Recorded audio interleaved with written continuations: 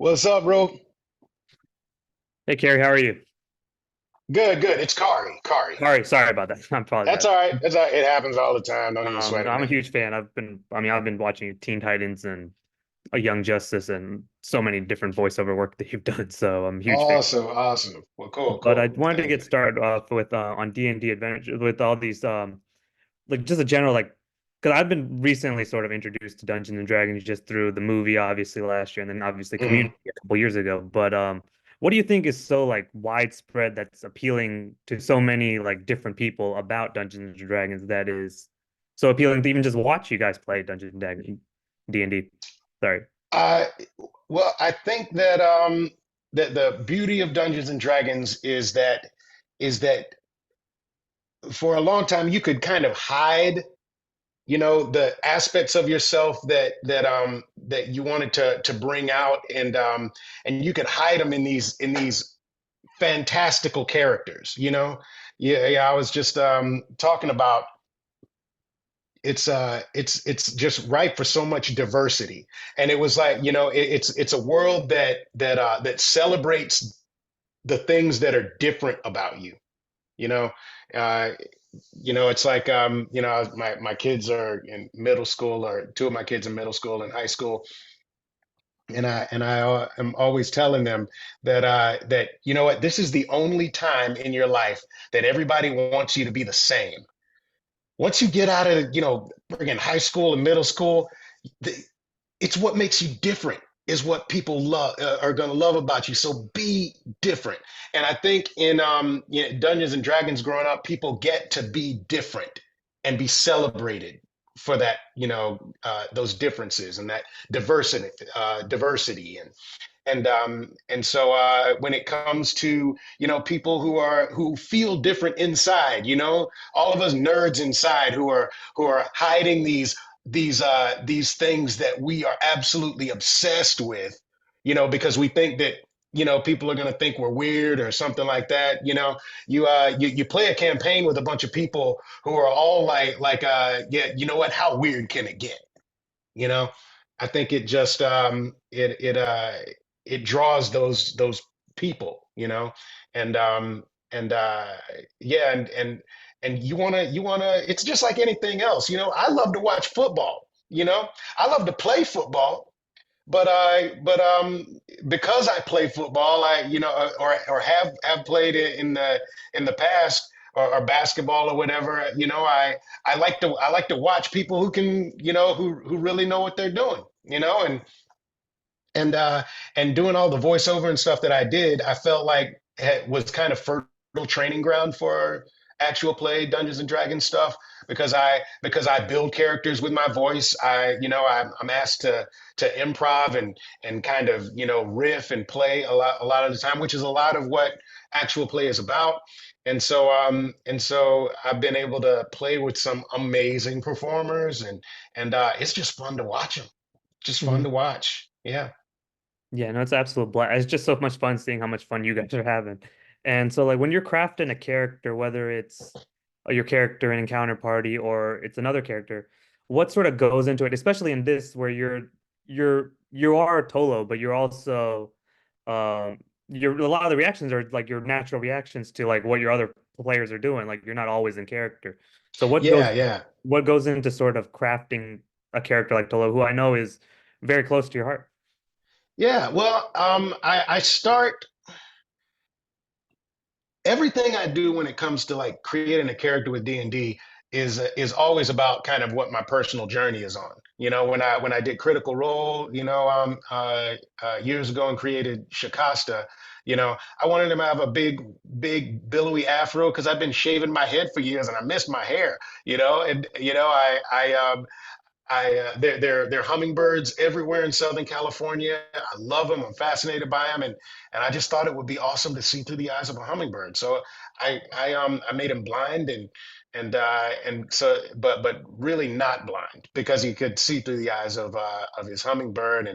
And I was listening to like funk music from the '70s, and gave him like this kind of Jimi Hendrix bust, what do you call it, Bootsy Collins sort of feel, just because that's where I was at the time, and he kind of grew organically from just out of the stuff that I was loving at the moment, you know, and Tolo's the same way, my son was going through this journey coming out as transgender, and and he talked about how lonely he felt, you know, uh, for so long, not understanding what was going on inside of him and not knowing who or how to talk to. And I think of myself as a pretty open, dad, that he could come to me and talk to me, but he literally didn't know how. And I didn't understand either, really, and it was kind of like when he came out, and I realized there was this so many years where he literally talks about wishing that he was magic somehow, that he could understand and meld how what his mind is telling he is versus what his body is, and uh and and I wanted to build a character that people like him could look at and see that they weren't alone, and also to see that they were magic, that they had magic, and in Dungeons and Dragons, you can be magic. We're all magic, Mhm. and that's one of the beauties of Dungeons and Dragons, I think, is that it's a reminder that we are all magic in our own way. That we that thing that makes us unique is what makes us magic, and that was really important to me to impart that, and which is why I wanted to do this campaign, with Encounter Party, so much. There was a little while where I was worried that they wouldn't, be cool with it, and and you know, and I kind of wanted to be subversive. It's Wizards of the Coast and this big corporation, and I was like, screw the man, I'm gonna do this my way, you know. And but as I was working with, especially with the my castmates and Encounter Party, and then with the producers as well, I realized that okay, they actually okay with me doing something new, and bringing this transgender character, and so I was excited to be able to just openly tell this story, you know, and let people know that they weren't alone, and I think that it as far as people who play Dungeons and Dragons is concerned, it's very universal theme of trying to find yourself and trying to understand that thing that makes you unique is the thing that's beautiful about you, and so I think that's what the people who play D&D gravitate to it for, and we've gotten really great response. I'm so gratified by it, and it's exactly what I wanted. I wanted to go on social media and see people saying, I this is how I felt, you know, and it's cool to know that I'm not alone, because it's a lonely journey, when you don't know you're on that journey, you just find yourself kind of lost in the woods, and you're like, what the hell, you know. I wanted them to know that there is a roadmap, you know.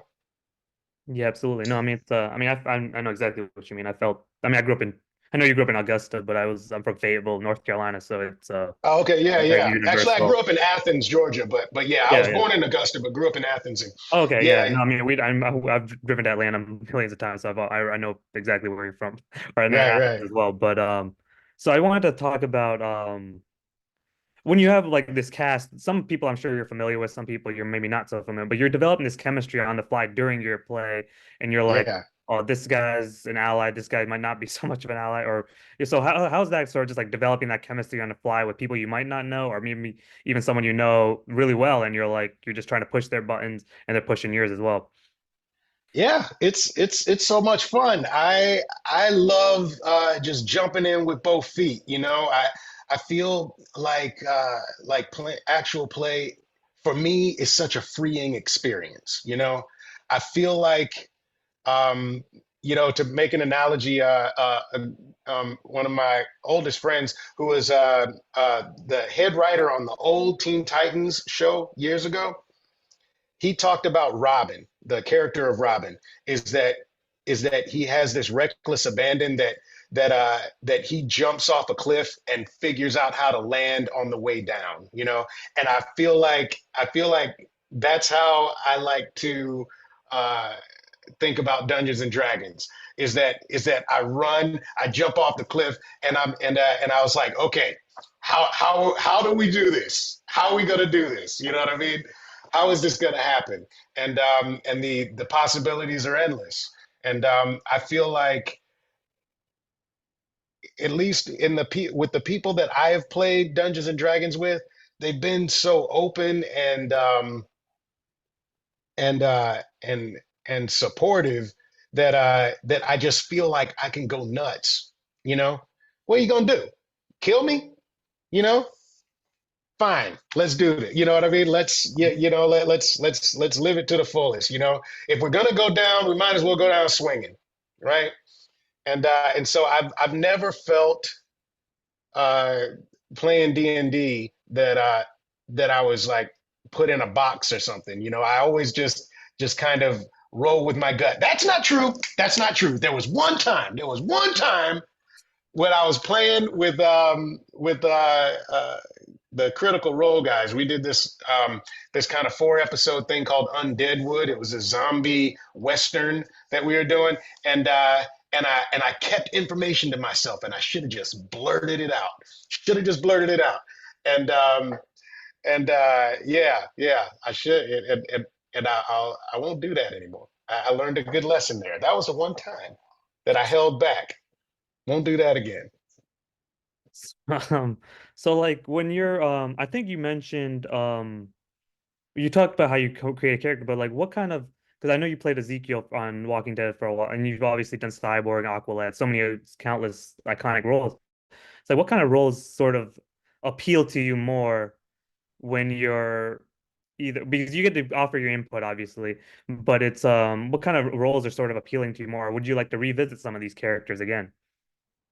I mean, I'm lucky enough that I all of the characters that I am known for, I just love them so much. I feel like the reason that I got them, you know, I feel like I'm not one of those characters, or one of those actors that books everything they audition on. It may take a while, but when I get it, it's because it speaks to like a central part of me.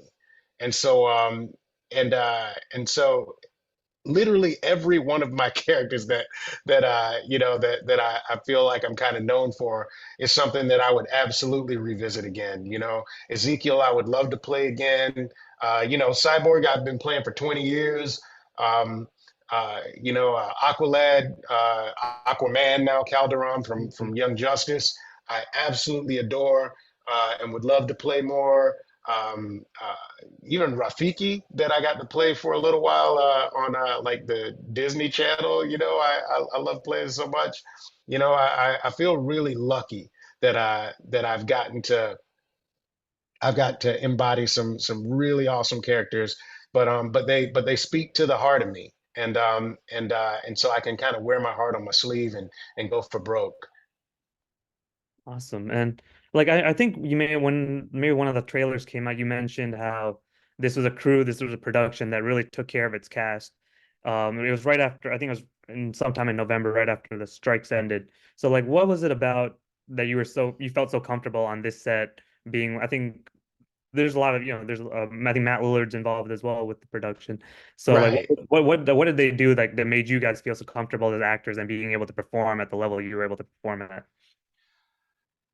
You know what? I just got to know the guys, that my castmates. Honestly,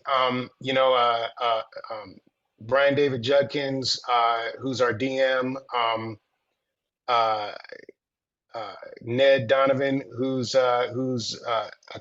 part of the cast, but also, the creator of the podcast that this started as years ago. And Andrew Krug, who lives around the corner from me, so we had coffee a few times. But I just got to know those guys, and the more I got to know them, the more comfortable I was, and so many of these the cast they have a background in theater, and Landry Fleming is amazing director and performer out of Chicago. um, uh, David Hune I mean, the dude just doesn't stop working, and is in doing some amazing theater work right now as we speak. And I was just like I felt at home. I came from kind of a theater based training curriculum. I went to college for theater, and so I felt like these are the people who will catch you. If you when you fall, and um and like I said, I keep saying it over and over, but it was a freeing experience. Felt like I was free to be able to just play and not worry. You know and to be playing Dungeons and Dragons 8 hours a day, 5 days a week. Oh, go go go, and and have that feeling of not having to worry about watching your back because everybody's watching your back. Is awesome. Awesome. Well, thank you so much for your time. Yeah, and it was really evident because we could see how much, I mean, I could see how much fun you guys were having. So it was just very evident. Yeah, yeah, yeah. I feel so lucky that I found these guys, man, or that they found me, you know, because it could easily go sideways, Rohan. Let me Yeah. tell you, Yeah. it could go bad, but man, I have been so lucky, and these guys are awesome, and yeah, I can't wait for people to see more. So check it out. Yes, on the Freevee app and Plex app, Dungeons and Dragons Fast Channel. But in Counterparty, 6 p.m. and 9 p.m. On Tuesdays and Fridays, and actually the first 13 episodes are on demand on the Plex app. So like go ahead and have a drinking game and get nuts, and watch that. At some point, I think we're going to do a marathon, and that'll be awesome because I'd love for people to be as exhausted as I am watching all of these episodes back to back as I felt when we were going through it, man. Because it's a journey. It's a journey. Yeah, absolutely. And I'll help spread the word. But thank you so much for your time. I really appreciate it. Thank you, man. Appreciate